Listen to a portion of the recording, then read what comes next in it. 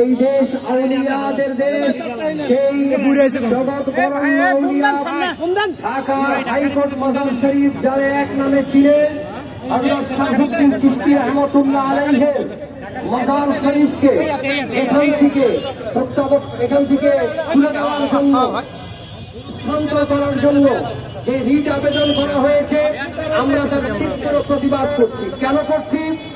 আমরা যারা মুসলমান, আমরা মসজিদে নামাজ পড়ি। এই মসজিদে নামাজ পড়া যারা শিখিয়েছেন তারা আউলিয়ায়ে কেরাম।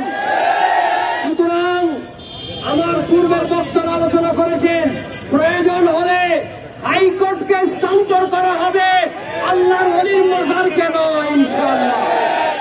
আর আমি দাবি জানাবো, আমাদের এই দাবির প্রতি সমর্থন জানিয়ে অতি সত্বর হাইকোর্ট তার এই দাবিকে ক্যান্সেল করবে এবং তিনি প্রকাশ্য যিনি এর বিরোধিতা করেছে এবং রিট করেছেন, তিনি তার এই দাবিকে ক্ষমা প্রার্থনা করবেন, জাতির উদ্দেশ্যে ক্ষমা চাইবেন যেন এই কাজ তার ভুলে হয়েছে।